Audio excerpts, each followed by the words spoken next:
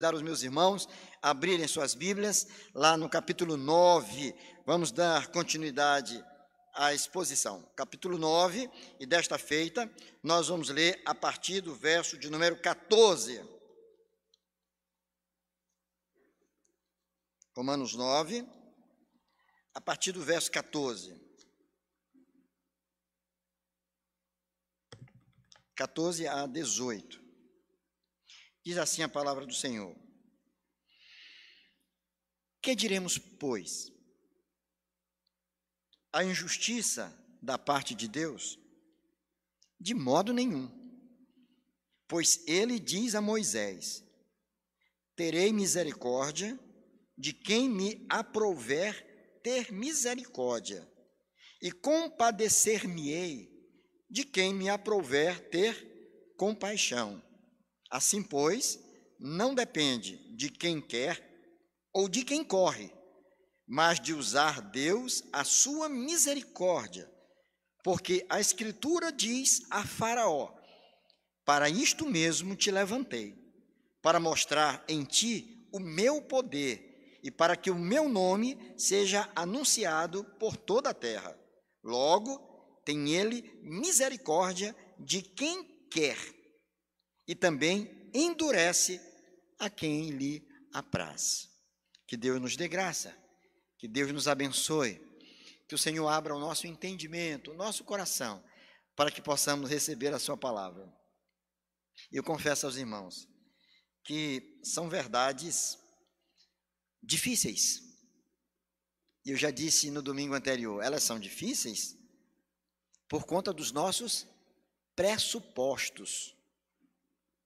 Por conta dos nossos pressupostos filosóficos, por conta do entendimento que nós temos acerca de como Deus age. E, na verdade, o nosso entendimento, ele é meio que assim, determinativo. Nós achamos como Deus deve agir. E quando nós encontramos nas Escrituras algo que vai se chocar com aquilo que nós entendemos como a forma como Deus deveria agir, isso, de certa forma, causa em nós alguma dificuldade. E que dificuldade é essa? Não é de compreensão, porque todos nós compreendemos as verdades reveladas, mas é de aceitação das verdades eternas.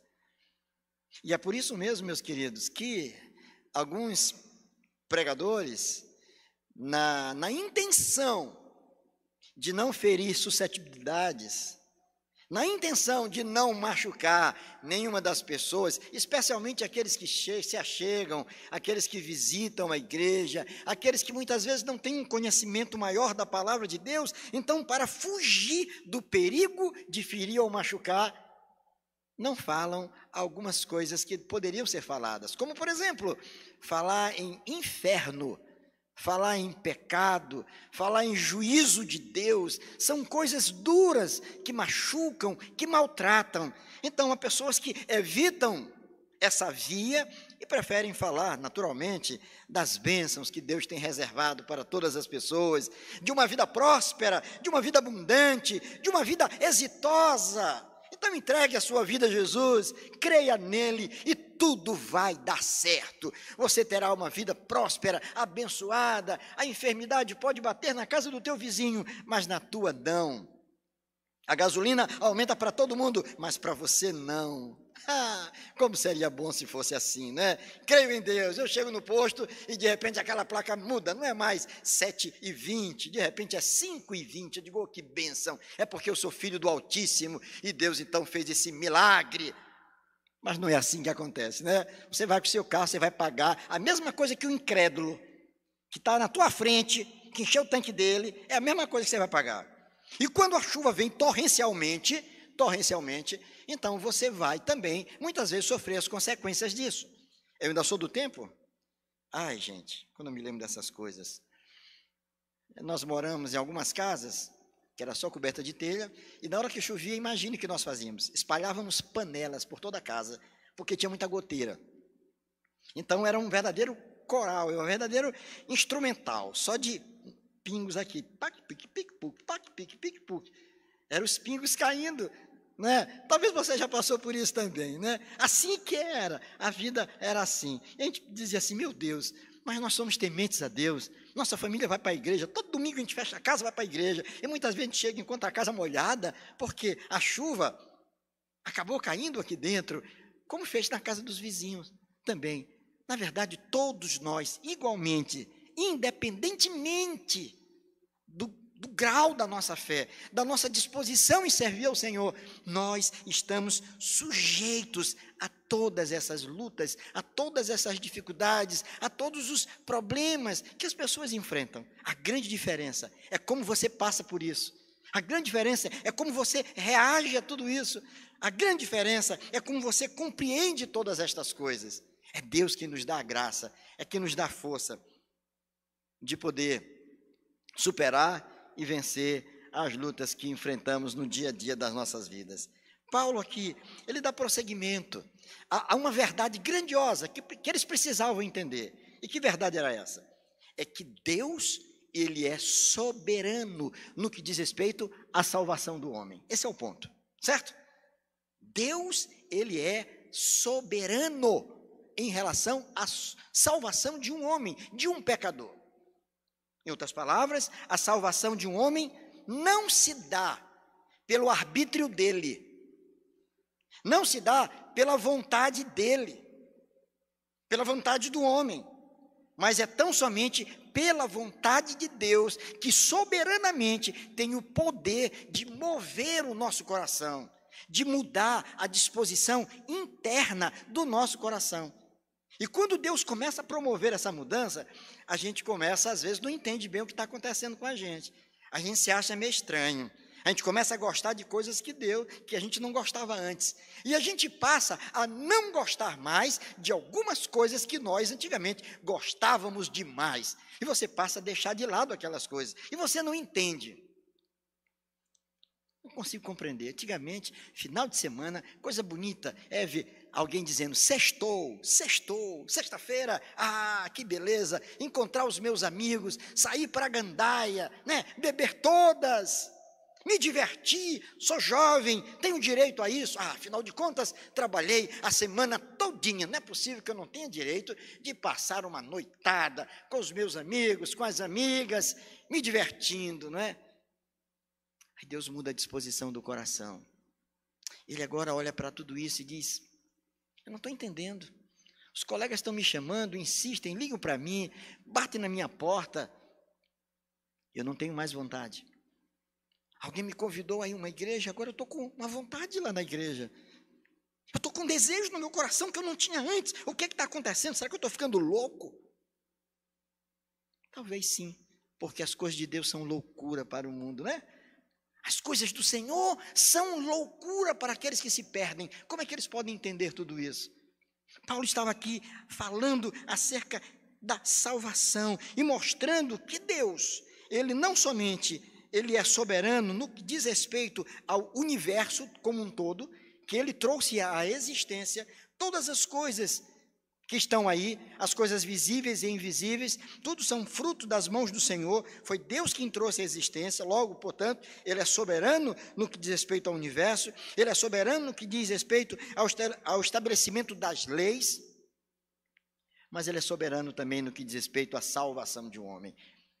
E é nesse ponto que houve uma dificuldade por parte daqueles crentes de origem judaica. Por quê? Por aquilo que nós já falamos aqui. E para que a gente entenda o que está para frente, a gente precisa voltar um pouquinho atrás, para que os irmãos possam pegar o fio da meada e aí continuar o raciocínio de Paulo. Paulo, sem dúvida alguma, para os seus dias, ele era altamente considerado, era um intelectual, né? Paulo era um homem que tinha uma boa formação, diria assim, teológica, é um homem que estudou aos pés de Gamaliel, é um homem que discutia, dialogava com os filósofos da época, Sêneca, que foi um dos maiores expoentes da filosofia romana, e Paulo, sem problema nenhum, podia divergir, discutir, dialogar. Era um homem realmente usado por Deus, um homem que foi preparado, e Deus estava usando aquele homem. E Deus não usava simplesmente por causa da sua capacidade intelectual. Deus usou Pedro, que era um simples pescador. mas foi um grande instrumento nas mãos de Deus, porque o que, na verdade, vai determinar o fato de alguém ser grandemente ou não usado por Deus, é exatamente o fato dele estar cheio do Espírito Santo de Deus. É a presença do Espírito de Deus na vida de um homem que faz com que ele seja esse instrumento de Deus para levar essa mensagem, essa palavra libertadora. Mas Paulo era alguém que tinha uma excelente formação, um excelente preparo intelectual. Acompanhar o raciocínio de Paulo, às vezes para nós se torna um tanto complexo, porque para nós, pela nossa lógica, ele parece que é muito repetitivo, ou às vezes parece que se contradiz, mas isso de fato não acontece. Paulo está trabalhando com verdades grandiosas, que aqueles judeus tinham dificuldade de aceitar, porque eles partiam de um pressuposto, de um entendimento equivocado. Eles eram altamente religiosos. Eles entendiam então que eles eram privilegiados diante de Deus. Privilegiados por quê? Pelo fato de serem descendentes de Abraão. É como nos nossos dias, alguns jovens se levantar e dizer, eu estou bem na fita com o Senhor. Por quê? Porque papai é um homem muito crente. Mamãe é uma mulher piedosa. Eu sei que toda noite ela ora de joelhos por mim, de madrugada. Então eu estou protegida pelas orações da mamãe. Filha, filho, não te ilude não. Vai nessa não que a coisa não vai dar certo. Ninguém é alcançado porque papai foi alcançado, porque mamãe foi alcançada, porque eu tenho um tio que é presbítero, um tio que é pastor, tem um que é missionário na Índia, na China, não sei por onde. O que Paulo vai mostrar aqui para aqueles judeus, que a salvação ela não vem por méritos, ela não vem por obras, mas em Deus exercer a sua misericórdia e a sua graça sobre a vida de quem, na verdade, ele quer agir. E ele vai mostrar, no capítulo anterior, na sessão anterior, nós vimos o apóstolo Paulo falando sobre isso. E ele vai usar o exemplo de Abraão. Deus havia feito uma promessa a Abraão, e essa promessa foi cumprida com o nascimento de Isaque.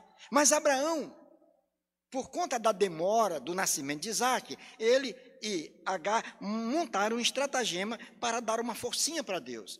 Apresentaram uma serva, Agar, e disse, olha, você coabita com ela, e ela vai engravidar e ter um filho, talvez esse seja o filho da promessa. Ismael nasceu. Mas não era esse. Não era esse que Deus queria usar. Deus queria o filho que viesse de Abraão e Sara. Eles eram ambos filhos de Abraão. Mas a aliança que Deus estabeleceu foi a aliança com Isaque, não foi a aliança com Ismael.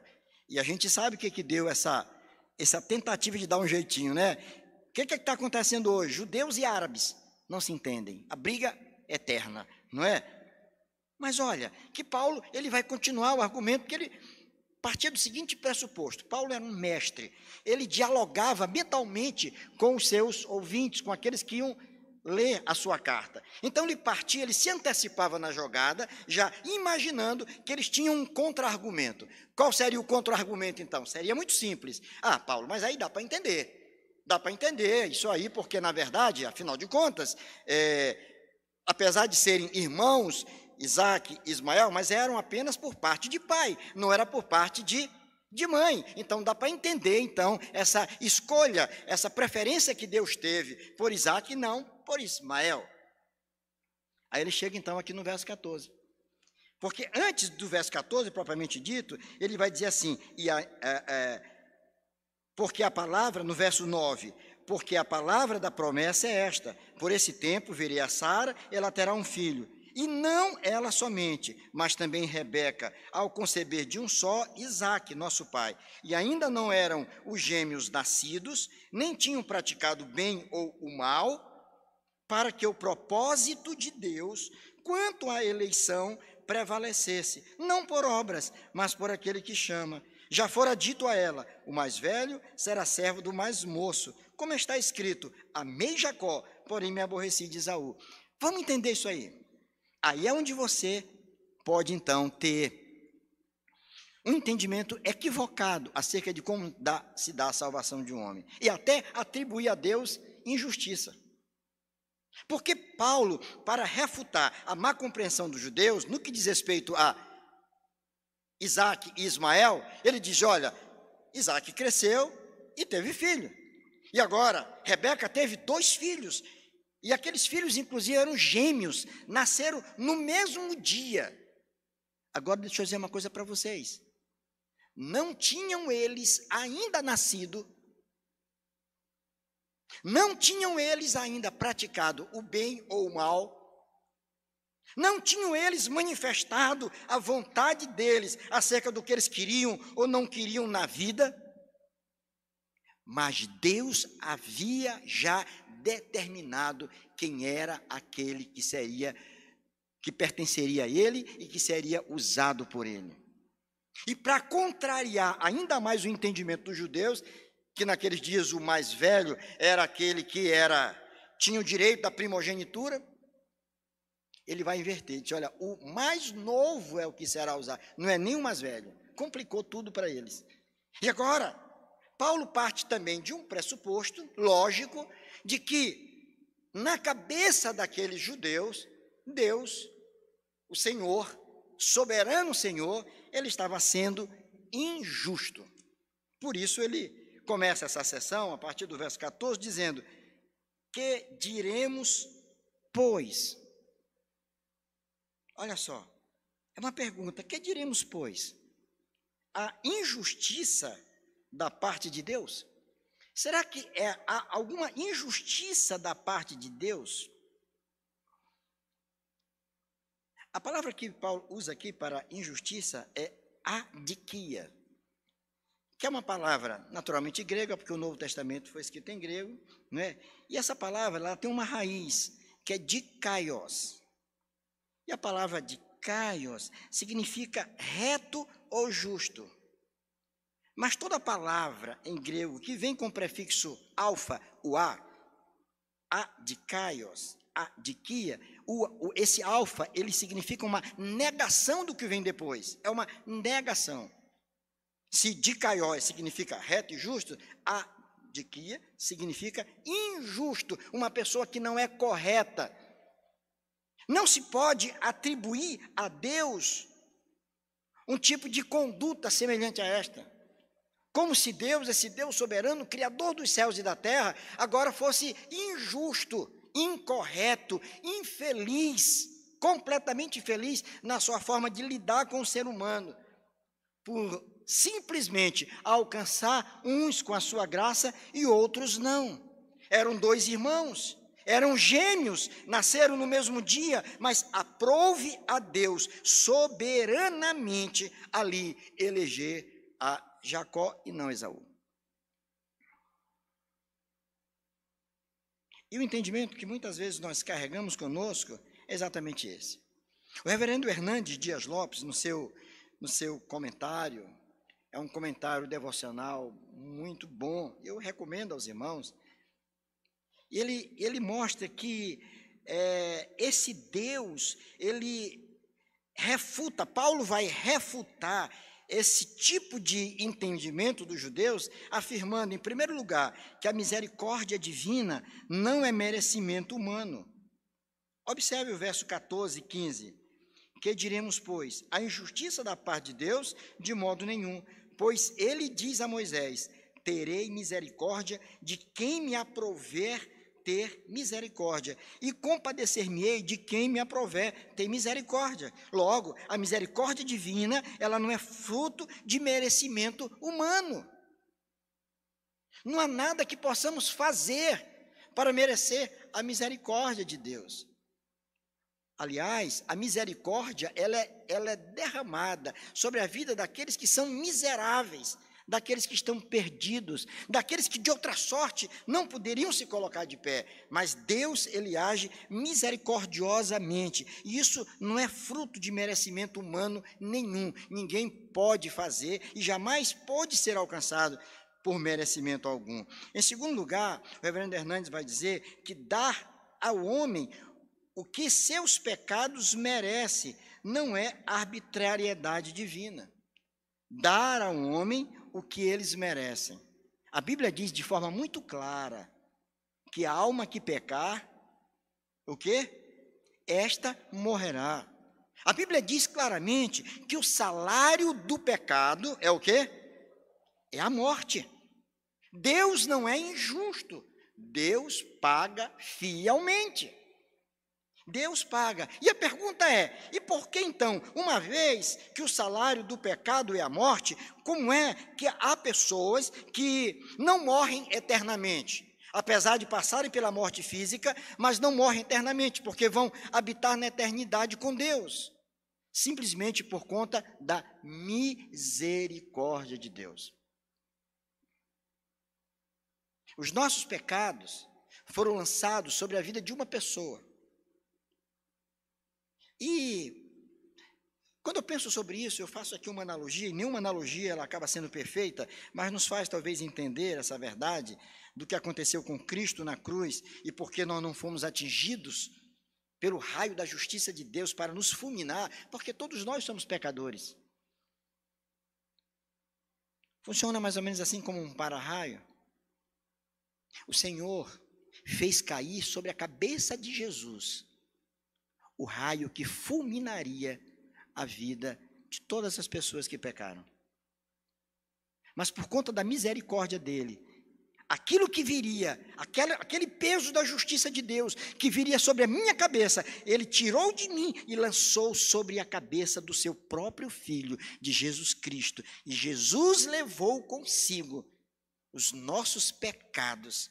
Ele carregou na cruz um fardo pesadíssimo dos pecados daqueles a quem Deus quis alcançar com a sua graça. E por fim, Reverendo Hernandes vai dizer que Deus endurece os endurecidos e dá a eles o que eles merecem. Isso está no verso 17, quando ele diz: porque a Escritura diz a Faraó, para isto mesmo te levantei, para mostrar em ti o meu poder e para que o meu nome seja anunciado por toda a terra. Logo tem ele misericórdia de quem quer e também endurece a quem lhe apraz. Faraó já era um homem de coração endurecido. E Deus vai fazer uso exatamente deste homem de coração endurecido, para que o seu coração fique mais duro ainda, a fim de que Deus se manifeste gloriosamente, não somente na vida dele, mas na vida daqueles a quem o Senhor quer alcançar com a sua graça. Isso mostra a soberania de Deus na história. Deus usa até aqueles que querem te maldizer. Deus usa até aqueles que querem te prejudicar, muitas vezes, para reverter esse jogo, para te promover. Há muitos anos atrás, eu estava de férias em casa, estava na porta da minha casa, casa dos meus pais, e passou uma carroça. E a carroça tinha uma plaquinha atrás, escrito assim: com as pedras que me atiras, construirei o meu castelo. Disse, olha que pensamento interessante, eu fiquei refletindo, nunca esqueci. Eu não tenho uma boa memória, mas eu nunca esqueci isso. Com as pedras que me atiras, eu construirei o meu castelo. É o que Deus faz, né? Deus usa muitas vezes as pedras que se levantam contra o próprio povo dele, a fim de que o seu nome seja muito mais glorioso, a fim de que a sua obra possa prosperar, a fim de que a sua bênção possa ser derramado na vida daqueles que o amam. Alguém já disse, quando Deus fecha uma porta, ou fecha uma janela, ele abre uma porta, né? Deus é assim. Olha o que Paulo diz lá em Romanos 8, 28, todas as coisas cooperam para o bem daqueles que amam a Deus, daqueles que amam a Deus. Se você ama a Deus, até as dificuldades que vêm sobre a tua vida, elas têm um propósito eterno, porque Deus é soberano e tem o controle absoluto de todas as coisas. Então Paulo estava contrariando o entendimento daqueles judeus, que pensavam que eram favorecidos pela graça de Deus, no que diz respeito à salvação por questões étnicas, pelo fato de serem descendentes de Abraão, por serem herdeiros das promessas, por terem recebido os mandamentos, as leis que Deus deu através de Moisés. Deus vai mostrar, tanto judeus quanto gentios estão debaixo da ira de Deus. Tanto judeus quanto gentios não são alcançados por mérito humano, mas é Deus, pela sua graça e misericórdia, que alcança quem Ele quer. Deste meio perdido, Deus alcança com a sua graça quem Ele quer para cumprir os seus propósitos. Reverendo Augusto Nicodemos, que eu sei que é um homem de Deus e alguém que tem sido grandemente usado pelo Senhor nesses dias, através dos seus vídeos, dos seus livros, e ele já era assim desde o tempo de seminário, convivemos ainda um tempo lá no seminário, ele formou antes de mim, mas já era alguém muito aplicado no estudo da palavra de Deus, especialmente do Novo Testamento, e ele tem sido grandemente usado por Deus, através dos vídeos que ele tem gravado, dos livros que ele tem escrito, tem muitos livros escritos, e ele tem algo assim maravilhoso, é que ele consegue tratar de assuntos densos de forma compreensível. Ele não usa o teologiquez, como alguns falam, ele usa a nossa língua, o português, ele fala de forma muito clara e simples ao nosso coração. E ele apresenta, no seu comentário de Romanos, umas aplicações que eu achei pertinentes demais. E eu quero dar o crédito aqui a ele, acerca dessas aplicações. Ele apresenta 3 aplicações sobre esta porção que nós lemos aqui. A primeira delas, ele diz que estas verdades eternas acerca da salvação, mostrando que Deus, ele é o soberano na salvação de um homem, ela, em primeiro lugar, ela nos humilha diante de Deus, pois não depende de nossa vontade, nem do nosso esforço, mas de Deus usar a sua misericórdia. A primeira coisa que vai acontecer é que nós somos humilhados diante dessa grande verdade, de que a salvação, ela é fruto da soberania de Deus. Isso acaba qualquer pretensão nossa, de você se achar melhor do que qualquer pessoa. Eu sou um homem crente, eu tenho certeza da minha salvação, eu sei que terei a vida eterna, porque afinal de contas, eu sou inteligente, porque eu tenho uma conduta ilibada, porque eu sou uma pessoa do bem, porque eu tenho uma herança maravilhosa, minha mãe, meu pai são homens, são pessoas piedosas, sempre oraram por mim, e eu sou um homem diferenciado no meio dessa geração perdida. Então eu acho que Deus olhou para mim de uma forma especial, porque afinal de contas, eu sou merecedor dessa graça. Aí o reverendo Augusto vai dizer, não, absolutamente não. Essa verdade de que a salvação é fruto da graça soberana de Deus, ela nos humilha, porque ela mostra que nós não fizemos nada para merecer, muito pelo contrário, nós estávamos perdidos, mergulhados nos nossos pecados, distantes de Deus, mas fomos alcançados de forma extraordinariamente bela por esta graça maravilhosa. Quando nós passamos a querer a Deus, porque Ele nos quis primeiro, é isso que diz lá em 1 João, nós o amamos porque Ele nos amou primeiro. Nós o amamos porque Ele nos amou primeiro. Inverta isso. E se Ele não nos amar primeiro, nós jamais queremos a Ele. A grande verdade, gente, é que o homem natural, ele está satisfeito com a vida que ele está levando.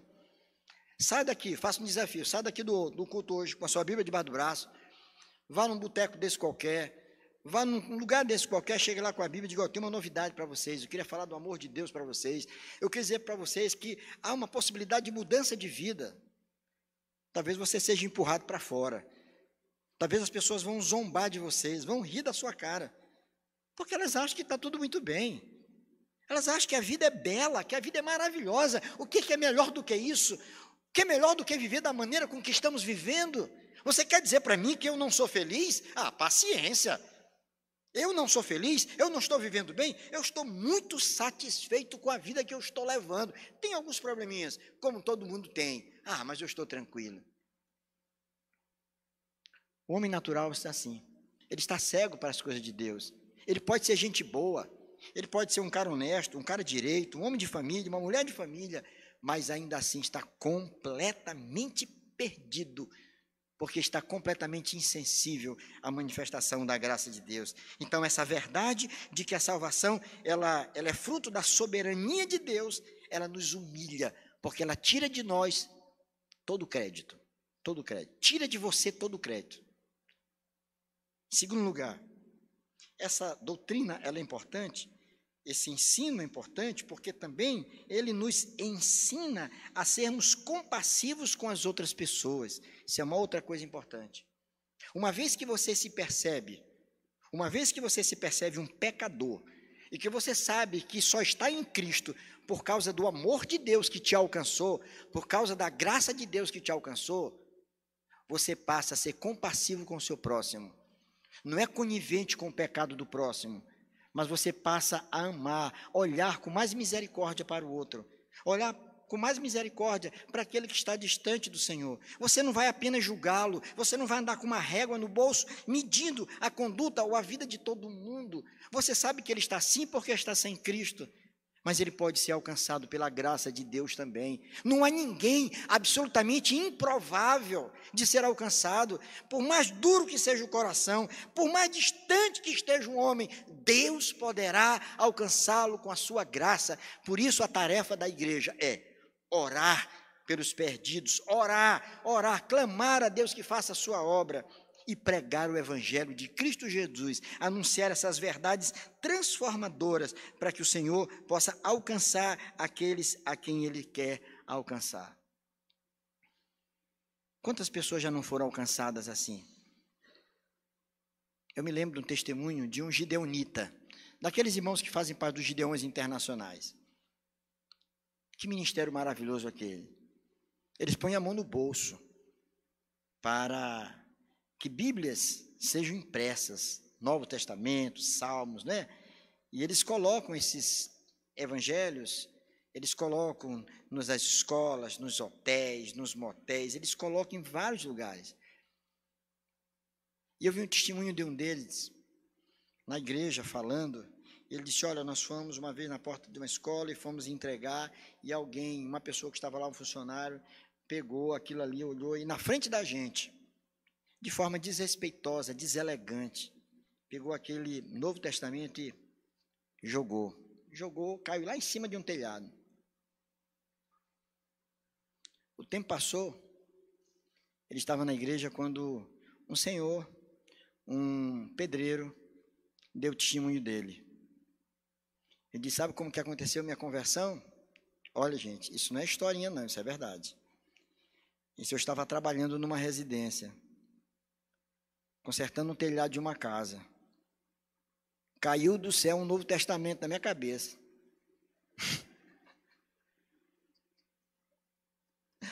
Ai, Deus. Caiu o Novo Testamento em cima de mim. Que isso? Que livrinho azulzinho é esse? Ele levou para casa. E achou de ler aquele livrinho. Começou a ler. Deus o alcançou, transformou a sua vida. Aquele que era um homem incrédulo, que nunca quis a Deus, nunca pensou em Deus, estava ocupado com o trabalho dele, suando dia e noite, trabalhando para botar o alimento na sua mesa. Deus o alcançou de forma improvável.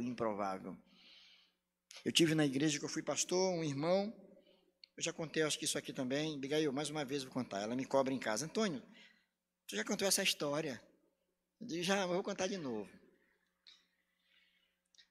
Uma irmã querida na nossa igreja, ela, 4 filhas, e ela gostava de cantar, uma voz forte, ela ia à frente, uma mulher simples, e cantava, mas o marido dela, trabalhava na Lumar, ficava forte mesmo assim, e às vezes ele acompanhava na igreja. Muitas vezes eu ficava preocupado, porque ele sentava de uma forma tão estranha, a igreja pequenininha, estava começando lá, eu estou me referindo a 1985, muitos aqui não tinham nem nascido ainda. Ele cruzava os braços assim, ficava me encarando, e eu ficava pensando, o que será que esse rapaz está pensando? Será que ele está pensando? Será que ele está insatisfeito? Ou ele é feio mesmo, por natureza? Eu não sabia, né? E ele era meio bravo, meio violento. E um dia, esse homem chegou numa escola dominical, da mesma forma, de braço cruzado, acabei de dar aula, e levantou a mão. Eu até brinquei com a igreja, digo, alguém quer falar alguma coisa? Fale agora ou se cale para sempre. Ele levantou a mão, eu cocei a cabeça, me afastei um pouquinho, disse, o que vem daí? Ele disse, pastor, eu queria que a partir de hoje, vocês me considerassem como irmãos. Eu aceitei a Cristo como Senhor. A conversão dele não se deu uma pregação minha, não. Ele tinha saído com os amigos, morava no Jardim Primavera, lá depois do Quatraque. Saiu com os amigos no final de semana, para beber, para aquelas coisas que eles fazem. Pegaram um táxi juntos, ele era o último a descer, ficou ele o último para pagar. O motorista parou, e ele deu dinheiro, o taxista deu o troco, e junto com o troco, deu um folheto evangélico. Folheto, irmã Thelma. Folhetinho, uma mensagem bíblica. Ele botou tudo no bolso, chegou em casa, a esposa dormindo, sentou na sala, botou as pernas em cima da mesinha de centro, ligou a televisão e começou a tirar as coisas do bolso da camisa. As coisas que estavam no bolso ele jogou em cima da mesinha. Ficou olhando a televisão. Tinha bebido, mas estava consciente. Aí ele olhou aquelas coisas, olhou o dinheiro, guardou e olhou aquele papel que não sabia nem o que era. Ele caiu na besteira de ler o folheto. Meus irmãos, Deus, quando quer fazer a obra, ele leu o folheto. E porque ele leu o folheto ali, Deus falou ao seu coração e o impulsionou à igreja. E fez com que ele pudesse entender o esforço e o amor que a esposa dele tinha pela igreja. Esse homem entregou a vida a Jesus. Cresceu espiritualmente na igreja, depois veio a ser um diácono na igreja, servindo ao Senhor com alegria. Como Deus faz? Nós achamos que tem muitas pessoas que são improváveis. Talvez você esteja pensando em alguém tão próximo de você, um parente seu, um filho, o esposo, a esposa, um colega de trabalho, alguém que mora no seu condomínio. Você diga, não, aquele ali, eu não consigo imaginar aquele cidadão com uma Bíblia debaixo do braço. E parece que a especialidade de Deus é quebrar a nossa cara nesse aspecto, porque Deus vai onde a gente não pode ir. O máximo que um pregador pode fazer é fazer com que a sua voz seja ouvida por aqueles que estão no culto, mas só o Espírito de Deus pode fazer com que essa mensagem desça ao coração.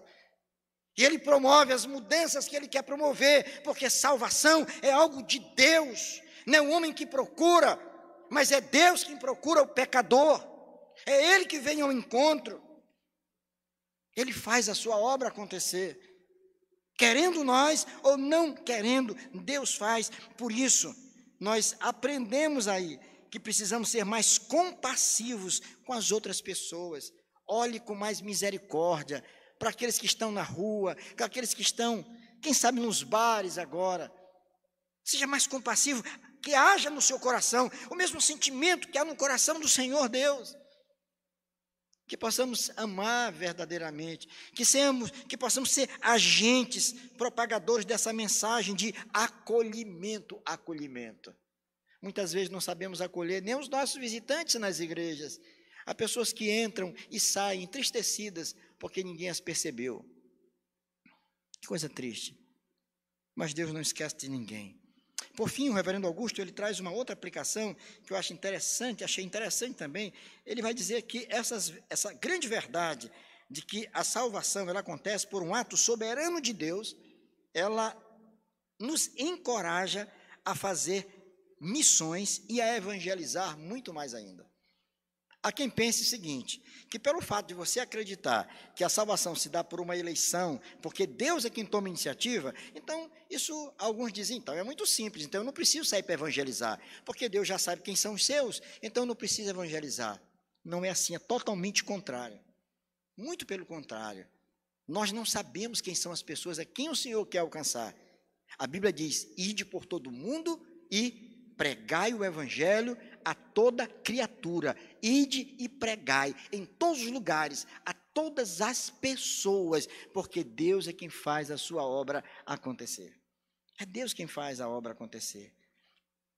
Lá em Pedrinhas, no presídio, na unidade, lá tem um templo da igreja, Assembleia de Deus lá dentro, né? E a obra é feita lá. Eu sei que tem muita gente que diz que se converteu para gozar de alguns benefícios, até para sair de lá.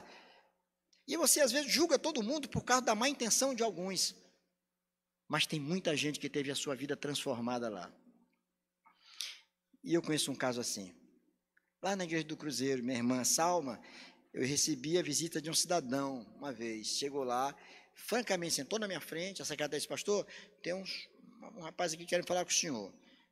A aparência dele não era muito boa, estranho, sentou lá. Eu disse: pois não, que eu posso te ajudar. Ele disse: pastor, eu quero contar a minha história. Puxei cadeia não sei quantos anos. Fiz isso, fiz aquilo outro. Deus tocou no meu coração. Eu vi que não dá para viver dessa forma. Aí ele disse: eu vim aqui na igreja, nem procurar a igreja, sabia que estava em construção, o senhor teria algum trabalho para mim? Eu já procurei, mas ninguém dá trabalho para uma pessoa que saiu da cadeia. Eu não sei porquê. Deus tocou assim no meu coração, e nós estávamos em serviço. Eu disse: olha, deixa eu falar com o mestre aqui. Arrumamos um serviço para ele, de ajudante. Depois o pedreiro disse assim para mim: pastor, quem é esse rapaz? O senhor arrumou? Eu disse assim: eu não sei, ele apareceu aqui.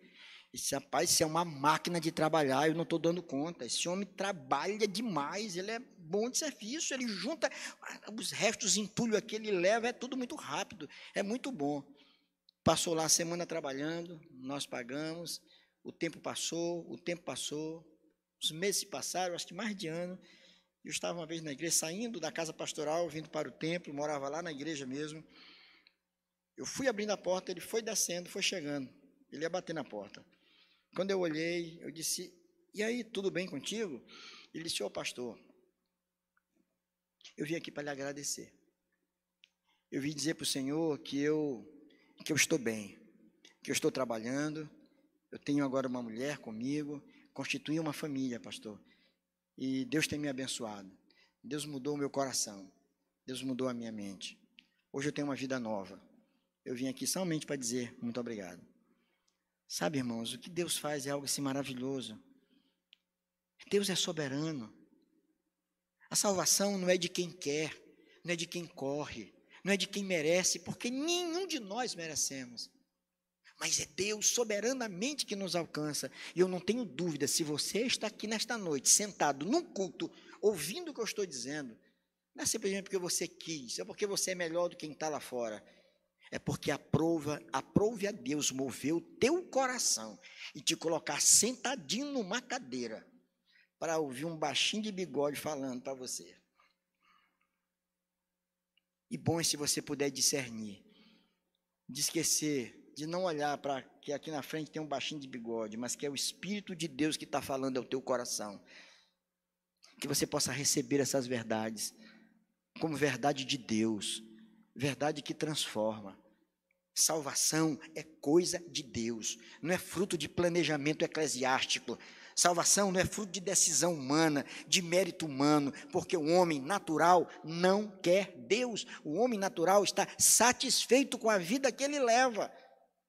Ele só percebe a si mesmo quando o Espírito de Deus toca no seu coração, que transforma a sua vida. Agora ele passa a querer, e ele quer essa verdade, mesmo com prejuízo da sua própria vida.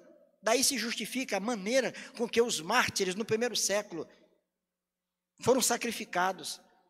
Os imperadores romanos não entendiam, eles estavam loucos. Como é que eles eram levados para as arenas cantando, sabendo que iam ser trucidados por aqueles leões famintos?